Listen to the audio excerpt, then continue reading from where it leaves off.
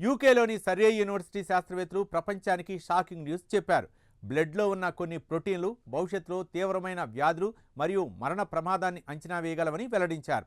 ఈ యూనివర్సిటీకి చెందిన శాస్త్రవేత్తలు 39 నుంచి 70 ఏళ్ల వయసు ఉన్న 38,000 మంది వ్యక్తుల నమూనాలను పరీక్షించి ఈ విషయాన్ని కనుగొన్నారు. దీనికోసం శాస్త్రవేత్తలు ఎన్నో ఏళ్లు కష్టపడ్డారు.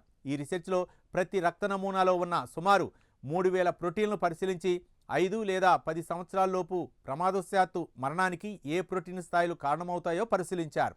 వయసు, బిఎంఐ, చెడు అలవాట్లు వంటివి కూడా ప్రమాణంలోకి తీసుకుంటూనే రక్తంలోని ప్రోటీన్లు క్యాన్సర్, గుండె జబ్బు, ఇతర జబ్బుల నుంచి మరణానికి కారణమవుతాయని కనిపెట్టారు. అయితే ఈ ప్రోటీన్ల టెస్ట్ మరణ సమయాన్ని మాత్రం నిర్ణయించదని పరిశోధకులు స్పష్టం చేశారు.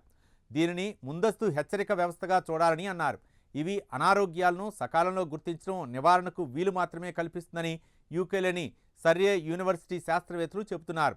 ఆరోగ్య నిపుణుల అభిప్రాయం ప్రకారం తదుపరి అధ్యయనాల్లో ఫలితాలు దృఢంగా ఉంటే ఇటువంటి రక్త పరీక్షలు భవిష్యత్తులో వైద్యులు రోగుల్ని నిశితంగా పర్యవేక్షించడానికి, సకాలంలో స్క్రీనింగ్ అందించడానికి, జీవనశైలి మార్పులను సిఫార్సు చేయడానికి చాలా బాగా ఉపయోగపడే ఛాన్స్ ఉంది.